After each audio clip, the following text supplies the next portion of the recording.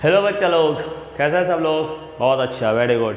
आइए पढ़ते हैं। इस नए लेक्चर में मैं आपको कुछ कंसेप्ट बताता हूँ बेसिक।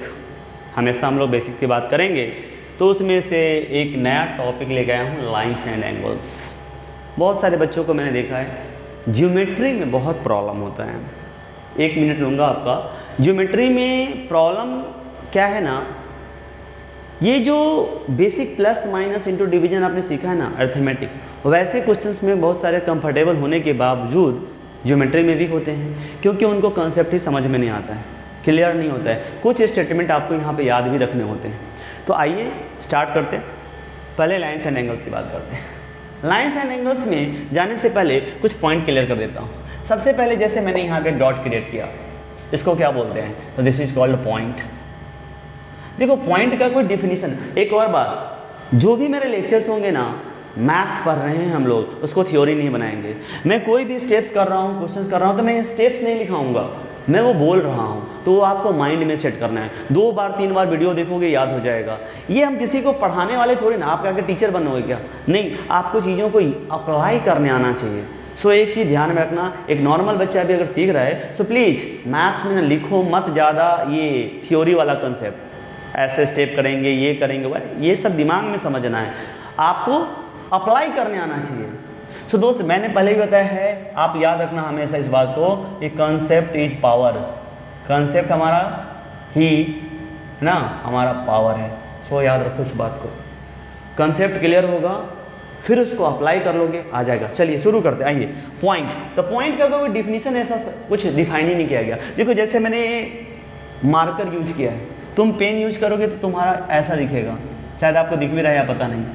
कोई बता बोलेगा नहीं इससे छोटा बना सकता हूँ, निडल होगा वो, कुछ भी हो सकता है आपके लेवल पे।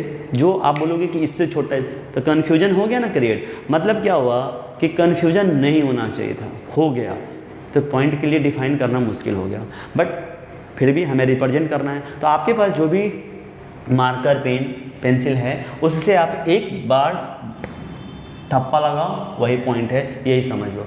Point is not further divided, है ना, उसका कोई पार्ट नहीं होना चाहिए, ऐसे बोल सकते डिफिनीशन में। बट रिप्रेजेंट कैसे करेंगे? सो इस तरह से बहुत सारे पॉइंट अगर मिल जाएंगे, बहुत सारे पॉइंट दिखाने के लिए मैं बता रहा हूँ, इतना बड़ा बड़ा ये सारा अब ताकि आपको दिख रहा होगा, ये बहुत सारे पॉइंट्स मिल जाएंगे। तो जब सारे पॉइंट्स मिल जाएंगे, इन सारे पॉइंट का कलेक्शन क्या कहलाएगा? लाइन कहलाएगा।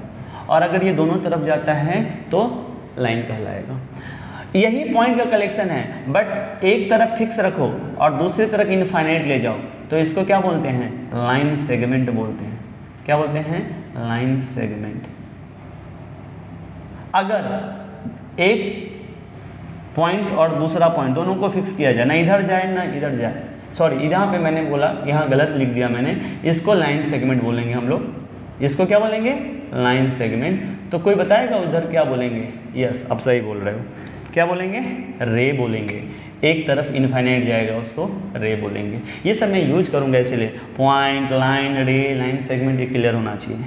ये अगर आप देखना कि एक पॉइंट है यहाँ पे, इससे अगर 2 रे जाती है, तो अचानक से देखना ना, यहाँ पे एक एंगल क्रिएट हो जाता है। इसको क्या बोलते हैं? एंगल। ये है एंगल।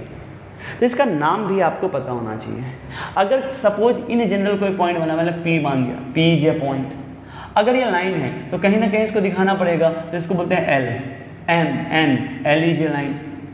ये ए और ये बी है, तो आप बोलोगे A B is a line segment. यहाँ पे ए बी इज ए रे, सॉरी ये मैंने यहाँ पे रे लिया है, लाइन सेगमेंट है। इसके बेस में मान लो सी डी ले दिया मैंने, तो C D is a line segment. अब एंगल के समय मान लो ये लिखा है मैंने बी ओ और ये लिख दिया सी। तो एंगल कैसे पढ़ते हैं? एंगल पढ़ते हैं ऐसे, जहाँ एंगल बन रहा होता है वो बीच में, और इधर वाले को कहीं भी रख सकते हो। पहले बी लिख दो, बाद में सी, या पहले सी लिख दो, बाद में, और इसके साथ एक छोटा सा ऐसा एंगल बना दो। तो ये होता है एंगल का नोटेशन। इसको थोड़ा अलग अलग तरीके से भी आप रिप्रेजेंट कर सकते हो, बस इन जनरल मैं जो पढ़ाऊँगा मैं वैसे ही इसको डिनोट करूँगा। कहीं कहीं पे ना इसके ऊपर भी डाल देते हैं, ऐसे ये लाइन है, ये लाइन सेगमेंट है, लाइक दैट, या रे है, तो एक तरफ से ए बी अगर इस केस में रे है तो ऐसे दिखाएगा। मतलब जो जो आपने फिगर देखा ना, वही फिगर उसके माथे पे लगा देते हैं। समझ पा रहे होगे। सो बच्चों ये बेसिक, बहुत बेसिक से लेके चल रहा हूँ मैं। कहीं से भी लाइन एंड सेगमेंट का क्वेश्चन आ गया तो आपको ये नहीं समझ में आना चाहिए कि हाँ मैं ये नहीं जानता हूँ। यस आप जानते हो, आपको बस कहीं कहीं रिप्रेजेंट करने का जो बुक में तरीका हो तो वो देख लेना होता, बाकी कंसेप्ट ये रहेगा। सो एक डॉट पॉइंट है, बहुत सारे डॉट का कलेक्शन एक लाइन है, एक तरफ फिक्स है दूसरी तरफ इनफाइनाइट में जाता है तो रे है, दोनों तरफ फिक्स है तो लाइन सेगमेंट है, और एक पर्टिकुलर पॉइंट से दो रे जा रहा है तो क्या है, एक एंगल है। नाम आपको क्लियर हो गया। तो इसी कंसेप्ट में आप पहला पॉइंट पढ़ते हैं। सबसे पहले हम लोग यहाँ पे सीखने वाले हैं जिसको बोलते हैं लीनियर पेयर। क्या है दोस्त, लीनियर पेयर। नाम से पता चल गया होगा लीनियर। लीनियर का मतलब हमेशा एक लाइन से होता है, याद रखना। लीनियर का मतलब एक लाइन से होता है लीनियर। उस लीनियर में पेयर कैसे बनेगा, तो कोई भी पॉइंट ले लो, कोई भी पॉइंट ले लो, उस पॉइंट से क्या करना है, एक रे निकालनी है रे। कहाँ तक जाएगा, इनफाइनाइट तक जाओगे क्या, अरे नहीं, एरो दिखाओ ना यार, मजाक करते हो। इनफाइनाइट तक वो एरो ही बता देगा। हाँ अब चलते मत जाना इनफाइनाइट तक, तो पढ़ेगा कौन, पढ़ो यहाँ पे। यस लीनियर लाइन हो गया, लीनियर लाइन हो गया। पेयर मतलब दो बातें होंगी, क्या होगा, जैसे देखो ये लाइन बना और रे बनाए तो दो पार्ट मिल गए। अरे सर देखो ना सर, ये जो एंगल आप बना रहे थे ना वैसा एक एंगल इधर लग रहा है और ऐसा ही एक एंगल इधर लग रहा है। इस एंगल का नाम अगर ए दे दें, इसका बी। यस नोटेशन के लिए मैं इस तरह से यूज करूंगा, अभी आपको सिखा देता हूं। जैसे इसका अगर नाम दे दो तो ओ है, मान लो बी है, ये सी है और ये डी है, तो बताओ दो एंगल बन रहे हैं। यस देखो दो एंगल, कौन कौन, ये वाला एक एंगल और एक दूसरा जिसको मैंने कलर नहीं किया। सो इस एंगल का नाम क्या होगा, अभी अभी सिखाया था। यहाँ पे ही एंगल बन रहा है तो इसको बीच में रखना पड़ेगा, तो क्या बनेंगे, एंगल बी ओ और सी, और दूसरा एंगल क्या बनेगा, डी ओ सी, डी ओ सी। सो ये दोनों जो एंगल बनते हैं उनका प्लस करके जो वैल्यू मिलता है वो होता है 180 डिग्री। क्या होता है, 180 डिग्री। इसी कंसेप्ट को बोलते हैं लीनियर पेयर। अब इसको याद थोड़ी ना रखना है स्टेटमेंट के फॉर्म में, सीधे याद रखना है। एक लाइन होगी, एक रे होगा, इस पॉइंट पे दो एंगल बनेंगे, इसका नाम मान लो एंगल 1 है, इसका नाम एंगल 2 है। सो एंगल 1 प्लस एंगल 2 का वैल्यू 180 डिग्री होगा।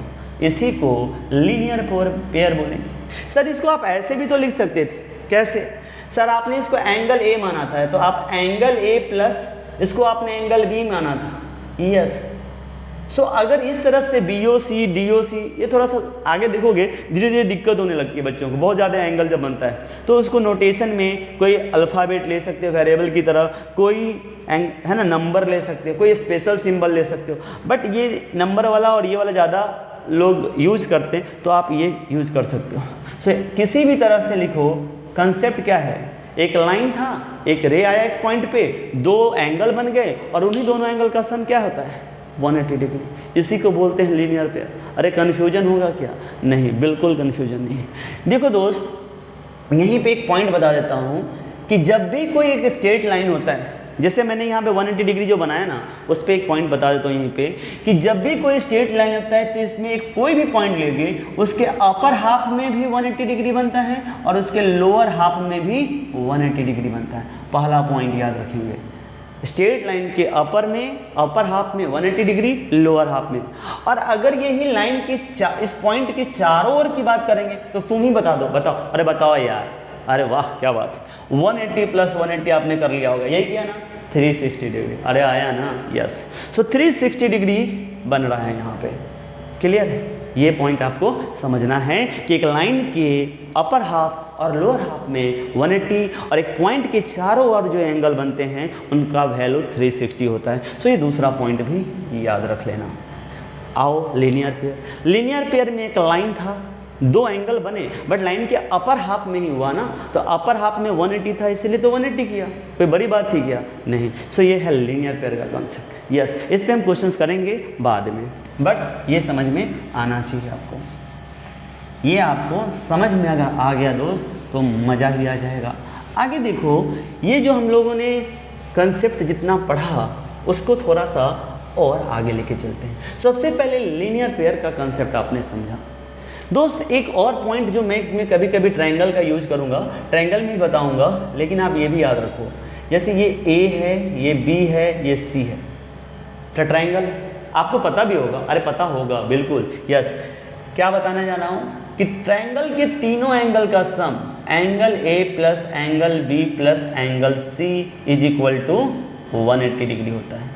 बिल्कुल सही, यही बताने वाला था। ये यूज जो भी मैं करूँगा इस चैप्टर, मैंने बोला ना लाइन्स एंड एंगल्स पढ़ा रहा हूँ, तो मैं जितना यहाँ बता दूंगा उतना ही यूज करूँगा, चाहे वो कोई क्वेश्चन ले आओ, एक्स्ट्रा कुछ यूज नहीं होगा, सारी बातें यहीं से आएंगी जो इस वीडियो में होगा। Lines and angles, angle A plus angle B plus angle C, इसको कभी कभी यूज करेंगे हम लोग। इसको बोलते हैं angle sum property of triangle. क्या बोलते हैं? Angle sum property of triangle. Triangle को हम लोग सिम्बॉलिकली जब यूज करूँगा, मैं सीधे छोटा ट्रायंगल बना दूंगा। तो ये है angle sum property of triangle. अच्छा बताओ, इसको तुम ऐसे भी लिख सकते हो, नाम देना हो तो क्या लिख सकते थे? ए को नाम देना हो तो बी ए सी, यही देख लो, प्रैक्टिस कर लो, एंगल बी ए सी लिख सकते हो, प्लस बी को क्या लिख सकते हो? ए बी सी, तो लिखो एंगल ए बी सी, अब प्लस इसको क्या लिख सकते हो? B C A, angle B C A is equal to 180 degree. तुम्हारा अभी भी मन है कि नहीं सर इसमें मैं 1 2 3 भी लिख सकता हूँ क्या? हाँ लिख सकते हो। एंगल ए को मैंने लिखा 2 तो एंगल 2 लिखो, एंगल बी को लिखा मैंने 1 तो एंगल 1 लिखो, प्लस एंगल 3, अरे समझ रहे हो, 180 डिग्री। सो आप कोई भी कंसेप्ट यूज कर सकते हो लिखने की तरीका, मतलब कंसेप्ट कहने का मतलब तरीका, यहाँ पे कंसेप्ट तो वही है, तरीका कोई भी लिख सकते हो, रिप्रेजेंट करने का तरीका कुछ भी लिख सकते हो। कंसेप्ट इतना है कि तीनों एंगल का सम 180 डिग्री हो। आता है आपको? यस आता है।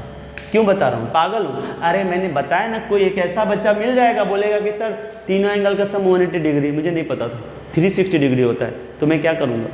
बोलो प्रूव करके दिखाओ। दिखाऊँगा, अभी नहीं, अभी मेरी बात मान लो। यस आता है तो झगड़े की कोई बात नहीं है। हाँ क्यों होता है सर? अरे होता है तो होता है ऐसा, अरे नहीं, ऐसा प्रूफ किया गया है तो पता चला कि कोई भी ट्रायंगल बना दिया, हर बार एंगल मेजर किया 360, और हम इसको ज्योमेट्रिकली प्रूव भी करेंगे। पहले थोड़ा सीख तो लो। हाँ तो ये हो गया। एक और हम लोग कंसेप्ट पढ़ते हैं एक्सटीरियर एंगल थ्योरम, यहीं पे अच्छे से समझ लो, फिर इसके एग्जाम्पल कभी कभी करके बता दूंगा, और अलग से कुछ होगा ऐसा टाइम तो देखेंगे। एक्सटीरियर एंगल थ्योरम, ये क्या बोलते हैं? एक्सटीरियर बाहर वाला, एंगल एंगल बाहर वाला एंगल, थ्योरम हम लोग पढ़ेंगे धीरे धीरे। एक स्टेटमेंट होता है, उसको हमें प्रूफ करना होता है। अभी के लिए हम लोग जस्ट इसके रिजल्ट को याद रखें। दोस्त ये एक एबीसी ट्रायंगल दिख रहा है आपको? दिख रहा है ना? बिल्कुल। अब देखो एक्सटीरियर एंगल कैसे बनेगा। ये अंदर में 3 एंगल होते हैं, इसमें तो कोई दिक्कत ही नहीं है, कोई भी ट्रायंगल हो। ट्रायंगल पता है ना आपको, आइसोसेल, इक्विलैटरल, राइट एंगल, है ना, स्केलेन, एक्यूट, ऑब्ट्यूज, ये सारे जो ट्रायंगल हैं उसमें एंगल तो 3 ही होंगे, लेकिन ये 3 इंटरनल हैं। बाहर वाले को अगर यहाँ से देखो एक्सटर्नल कैसे आएगा, कोई भी एक साइड को एक्सटेंड करो तो ये यहाँ पे एक्सटर्नल एंगल बन जाता है। कोई भी साइड को एक्सटेंड करो, यहाँ एक्सटर्नल एंगल आ जाता है। कोई भी साइड को एक्सटेंड करो, एक्सटर्नल एंगल। सो ये सारे एक्सटर्नल एंगल हैं। मैं किसी एक को फोकस करता हूँ, आप वही चीज़ सब पे लगा देना। क्या होने वाला है यहाँ पे दोस्त, समझो। एक्सटीरियर एंगल थ्योरम का स्टेटमेंट सीधे आपको यहाँ पे सिंबल के फॉर्म में याद रखना है कि जब भी कोई एक्सटीरियर एंगल बन रहा होगा, सपोज ये वाला, उसका वैल्यू ACD जो एंगल बन रहा है उसका वैल्यू इसके सामने में जो 2 इंटीरियर एंगल है ट्रायंगल के, उसके सम के बराबर वो वैल्यू होता है। बस इतना ही था, इसको मत लेना। इसके सामने रिमोट एंगल जो दूर बैठे हुए हैं उनका सम इसके बराबर होता है, यही एक्सटीरियर एंगल। एग्जाम्पल, सपोज ये लिया है 30 डिग्री और ये दिया है 75 डिग्री। सो ये वाला कितना होगा? 30 डिग्री अब प्लस 75 डिग्री, ऐड करते हैं 5 7 3 10, 105 डिग्री। इसका मतलब ये हुआ। कभी कभी ऐसा भी हो सकता है, ये वाला वैल्यू दे दिया 120, ये वाला वैल्यू दे दिया है ना 50, फिर पूछेगा ये कितना होगा। अब मान लो ये x होगा तो क्या होगा 50 plus x is equal to 120 degree होना चाहिए। इन दोनों का सम इसके बराबर, तो x का वैल्यू ढूंढ लो 120 माइनस 50। सो x का वैल्यू कितना हो जाएगा, अरे बोलना, अरे बोल दो यार 70 डिग्री। कितना हो गया 70 डिग्री। इस तरह से सो एक्सटीरियर एंगल हम लोग यूज करेंगे कंसेप्ट को। क्लियर है, कोई दिक्कत नहीं, इसमें कोई दिक्कत नहीं। वाह क्या बात है, एक्सटीरियर एंगल थ्योरम भी समझ में आ गया, लीनियर पेयर भी समझ में आ गया, ट्रायंगल के तीनों एंगल का सम 180 डिग्री है, ये तो पता ही था। अरे पता था कि नहीं, yes come on yes.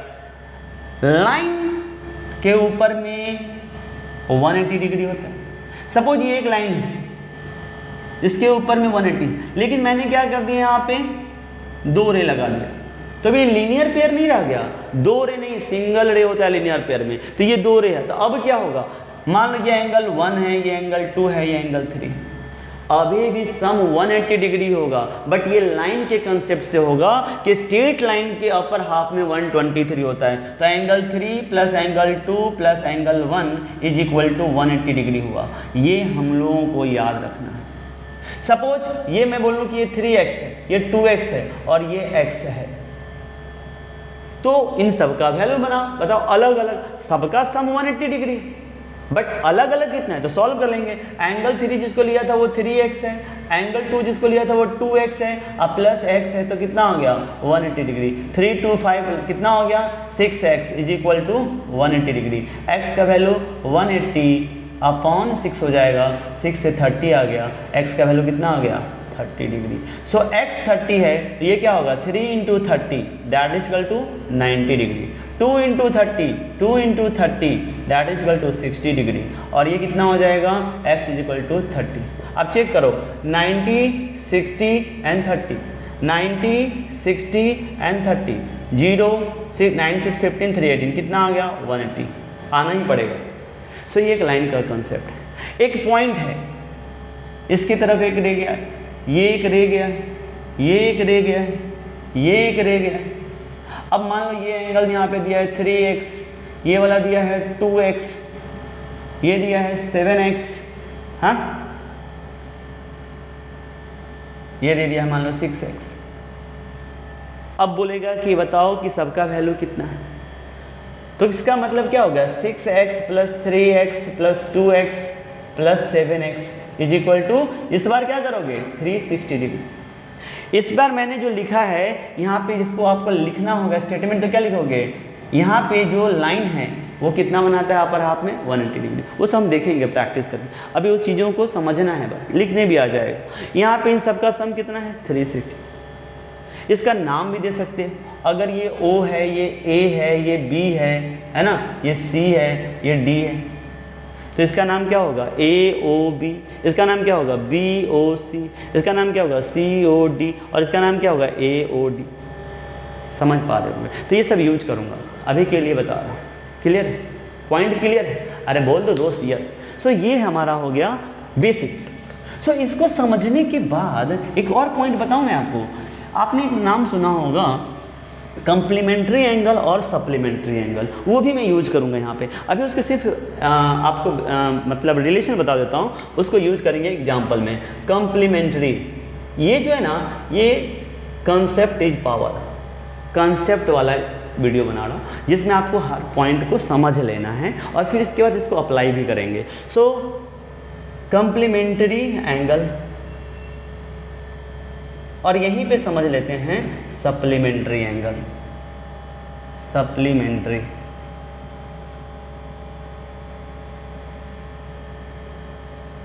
Complementary and supplementary, समझिए। अगर दो एंगल मैं अलग अलग बना दूं, बोलूं कि ये 60 डिग्री है जिसका नाम AOB है, और यहीं पे कोई एंगल बना हुआ है जिसका नाम CPR है, इसको मैं बोलूं कि 30 डिग्री।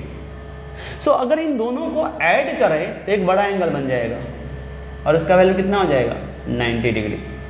सो अगर दो एंगल का सम, एंगल मान लेते हैं इसको, है ना, एंगल AOB है, ये एंगल AOB है, तो पहला एंगल ये है फर्स्ट एंगल, और दूसरा एंगल जो है वो क्या है, एंगल CPR। अगर उनका सम कितना हो, 90 डिग्री हो, तो वो दोनों आपस में कौन सा रिलेशन रखते हैं, कॉम्प्लीमेंट्री। ऐसे ही अगर किसी, है ना, दो एंगल का सम, अगर दो एंगल का सम देख सकते हो यहाँ पे, इसका नाम ले लो AOB और इसका नाम ले दो CPR,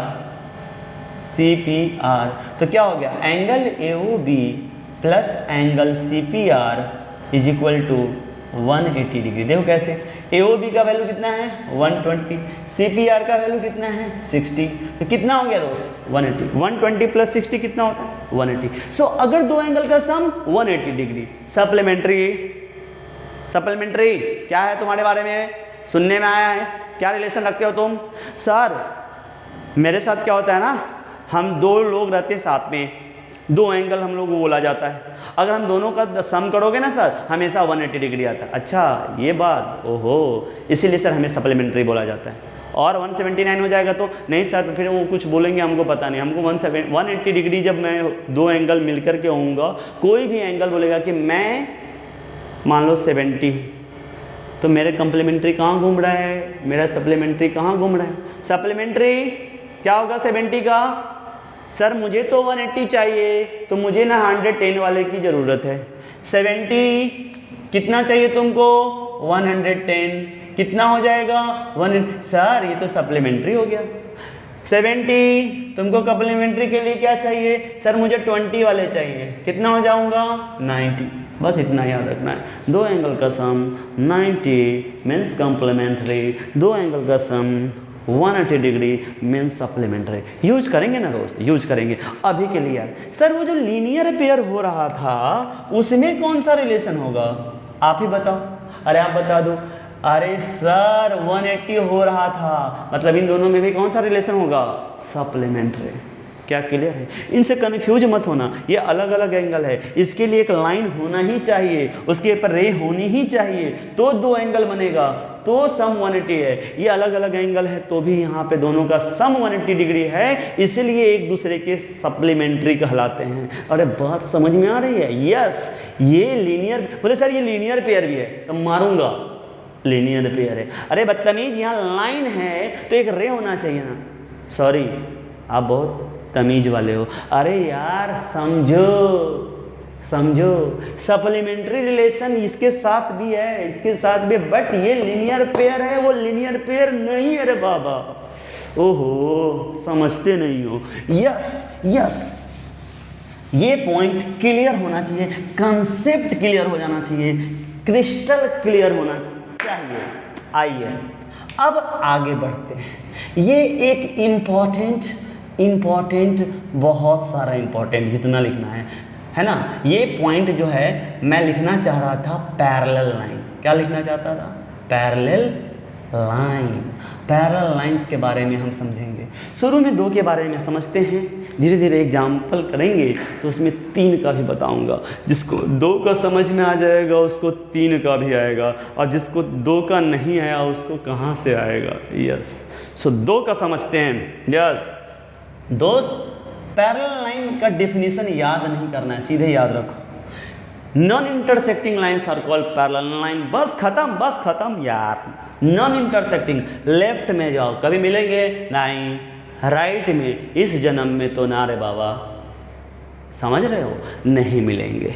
सो क्या होता है समझिए, जब दो लाइन पैरेलल होती हैं उसी समय एक तीसरा लाइन क्या करता है, इनको काट देता है, ऐसे या वैसे, कैसे भी हो, दोनों के बीच में कॉमन पॉइंट है, मैंने कट कर रहा है, तो वहाँ पे अचानक से एक जादू हो जाता है। क्या होता है पता है? जादू नहीं, देखो क्या, इस पॉइंट को ऑब्जर्व करो, ये लाइन अगर L है और यहाँ M है तो L पैरेलल M है। यहाँ पे मैं बोल रहा हूँ तो मान लो, देख के लगता भी है और मैं बोल भी रहा हूँ। यस, और ये जो तीसरा लाइन आता है उसको बोलते हैं ट्रांसवर्सल। क्या बोलते हैं इसको? ट्रांसवर्सल। क्या बोलते हैं? ट्रांसवर्सल। सो जब एक ट्रांसवर्सल, इसको पता है हिंदी में बहुत खतरनाक नाम बोलते हैं, तिर्यक छेदी रेखा। अरे वाह वाह, खतरनाक। जब कोई तिर्यक छेदी रेखा दो समानांतर रेखाओं को काटती है, वाह वाह रे वाह वाह, कितना खतरनाक लग रहा है। लेकिन हम यहाँ पे बोलते हैं when a transversal intersect two parallel lines। आहा, थोड़ा स्टाइल हो गया, लेकिन इस बात को छोड़ो, कैसे भी काटती हो यार। होता क्या है, पहले लाइन के साथ ये 4 एंगल बना लेती है और दूसरा लाइन के साथ भी 4 एंगल बना लेती है। आहा, क्या बात है। मान लेते हैं ये A है, ये B है, ये C है, ये D। आपको मैंने अभी बताया कि A O B C O D करके लिख सकते हैं, बट अभी रहने देते हैं। A B C D E F G H कहाँ पे, आ गया। सो पहले ये समझ में आना चाहिए। डन। सो बच्चों, ऐसा करने से यहाँ पे इतने सारे एंगल बन गए। कितने एंगल बन गए? 4 ऊपर 4 नीचे, 8 एंगल बन गए। सो इस 8 एंगल में कुछ रिलेशन देखा गया है, ऐसा सुनने में आया है कि ये कुछ रिलेशन बना के रखते हैं। हम चाहते हैं वो रिलेशन क्या है, अभी ढूंढेंगे। ढूंढते हैं। सो क्या रिलेशन होता है समझिए। अब इस बात को आपको समझ लेना है। मैं आपको ज़्यादा लेंदी करके नहीं बताना चाहता, बस एक बेसिक कंसेप्ट को समझ के आगे क्वेश्चंस करेंगे। इंजॉय करो, चीज़ों को जल्दी से समझ लो, लिखो मत, इसको अप्लाई करो। मैथ पढ़ने का यही तरीका है, रटना नहीं रे बाबा, रटोगे तो फिर बस खत्म हो जाएगा, मैथ इंटरेस्ट ही खत्म हो जाएगा। सो सबसे पहले यहाँ पे क्या होता है दोस्त, समझो इस बात को, कॉरेस्पॉन्डिंग एंगल बनते हैं। इस कॉरेस्पॉन्डिंग एंगल का मतलब क्या है ये समझेंगे हम लोग। कॉरेस्पॉन्डिंग एंगल्स बनते हैं, ओके। दूसरा यहाँ पे क्या बनता है, वर्टिकली अपोजिट एंगल बनता है। Vertically opposite angle, okay. और क्या बनता है यहाँ पे, तीसरा पॉइंट समझते हैं यहाँ पे, अल्टरनेट एंगल बनते हैं। अल्टरनेट, लेकिन अल्टरनेट में भी 2 पार्ट समझेंगे हम लोग। अल्टरनेट इंटीरियर बनता है, अल्टरनेट इंटीरियर, और alternate exterior, alternate exterior. Yes, ये पॉइंट समझने वाले हैं। इसके बाद यहाँ पे कंसेप्ट पढ़ेंगे को इंटीरियर का, को इंटीरियर एंगल्स। और इसके बाद यहाँ पे समझेंगे हम लोग, है ना, जो लीनियर पेयर ऑलरेडी समझ लिया है तो उसको बस देख लेंगे, समझ लेंगे, क्या देख लेंगे। इतनी बातें यहाँ पे हमें बेसिक टॉप पे जाननी है। और भी बातें होंगी बट ये हमें जाननी है। तो सबसे पहले देखो कॉरेस्पॉन्डिंग एंगल, बहुत आसान है। कॉरेस्पॉन्डिंग एंगल कैसे बोलते हैं, भाई तुम दोनों आपस में पैरेलल थे, बोले हाँ, मैंने तुम्हें काटा तो रूल मेरा चलेगा, ओके। अगर सांप काटा तो जहर जो है वो सांप से ही बनता है, और उसको छुड़ाने के लिए भी उसको आपको अगर वापस से सही करना है तो सांप से ही जहर बना करके उसका मेडिसिन, उसका निकाल के उसका मेडिसिन बनाया जाता है। तो सांप का काटा को सांप ही सही करता है, ऐसे समझ सकते हो, ऐसे समझ सकते हो। अब आ जाओ, काटा किसने, ट्रांसवर्सल। रूल कौन बनाएगा, ट्रांसवर्सल बोलता है भाई देख, मेरा एक राइट है, मेरा एक लेफ्ट है, तो देखो ध्यान से, पहले वाले लाइन को बोलता है कि देख भाई, मैंने जब तुमको काटा तो ऊपर में जो एंगल बन रहा है वो ए है, और उसको बोला कि मैंने जब तुमको काटा तो एंगल ई है, ये आपस में इक्वल होगा और इसको कॉरेस्पॉन्डिंग बोलेंगे। तो बोल दिया भाई ने, angle A equal to angle E.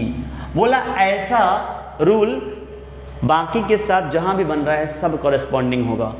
बोला कि एक और चीज देखो, लाइन वही है, मैंने तुमको काटा तो मेरे साथ नीचे में तुम B बना रहे हो, और इसको बोला कि तुम मेरे साथ इसके साथ नीचे से F बना रहे हो। सो B और F आपस में इक्वल हो गए, angle B equals to angle क्या हो जाएगा, एंगल F। ऐसे ही ये वाला जो बोल रहा है यहाँ पे, ये वाला लाइन क्या बोलेगा, ट्रांसवर्सल, लेफ्ट में आ जाओ, सेम रूल अपनाओ।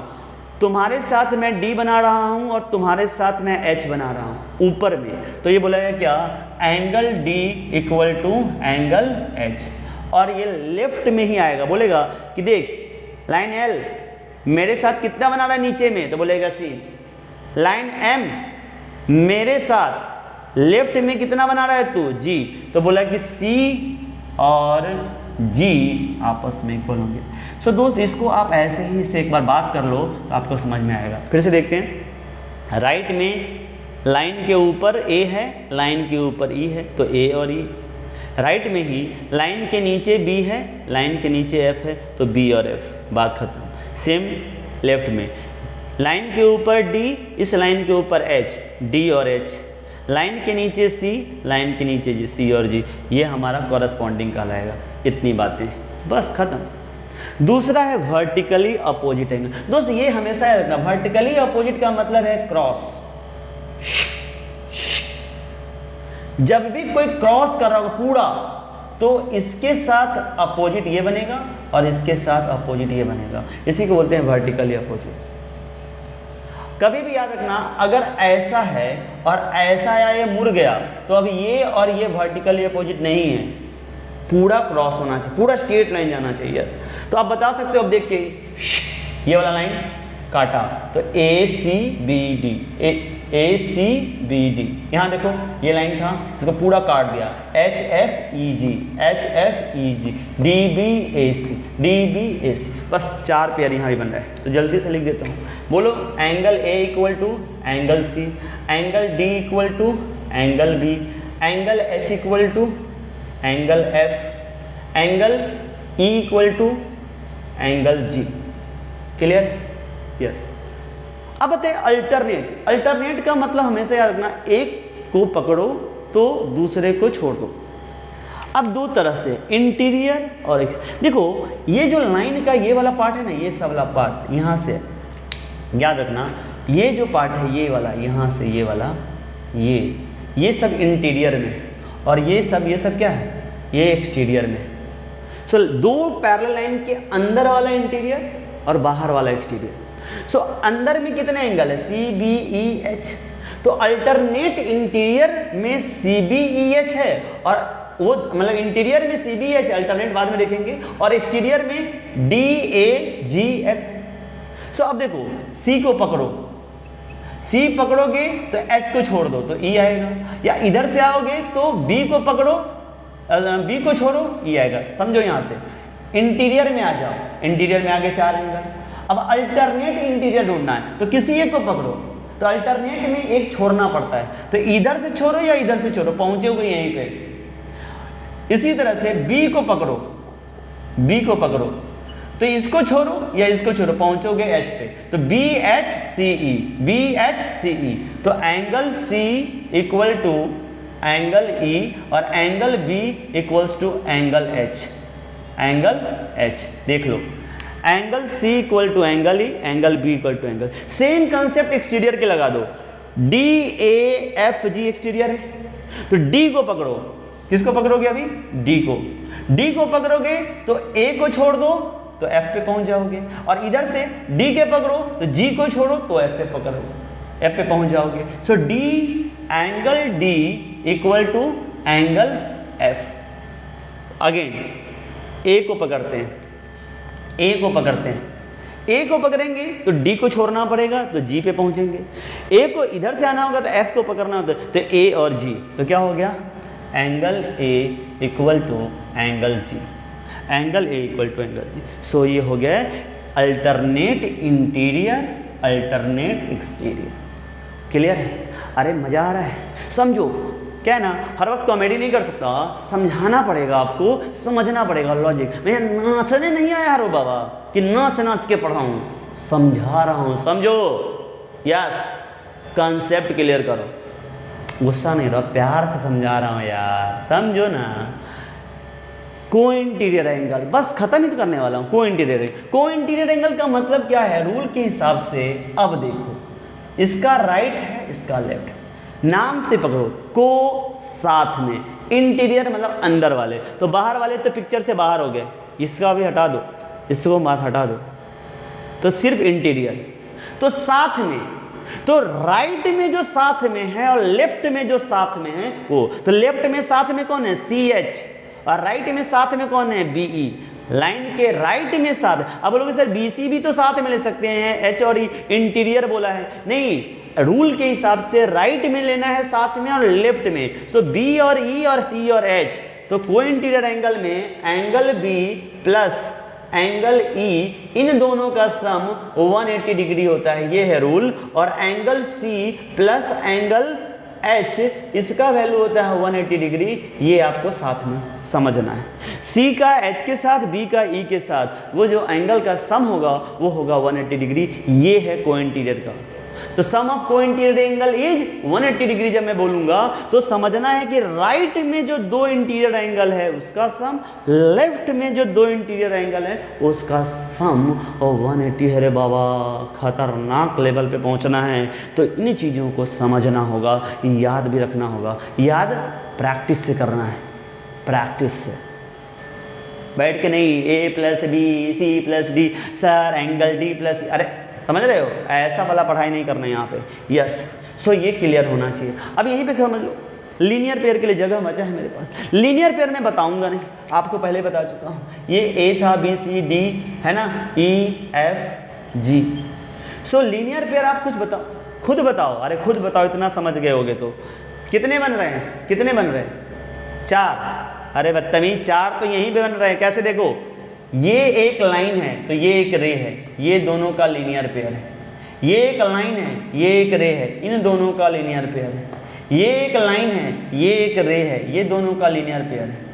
ये एक लाइन है, सॉरी ये एक लाइन है, ये एक रे, इन दोनों का। मतलब आप बोल सकते हो कि सर इन दोनों का लीनियर पेयर है, इन दोनों का लीनियर पेयर है, इन दोनों का लीनियर पेयर है, और इन दोनों का लीनियर पेयर है। 4 जैसे इधर है वैसे इन दोनों का लीनियर पेयर है, इन दोनों का लीनियर पेयर है, इन दोनों का लीनियर पेयर है, इन दोनों का। सो टोटल 8 लीनियर पेयर है, 8। सब मैं लिखूंगा नहीं, लिख दिया यहाँ पे, आप यहीं पे मैंने मार्क किया है। क्या है? A plus D angle A plus angle D, D plus C angle D plus angle C, ऐसे ही सबका लिखो 8 बार, तो ये लीनियर पे है।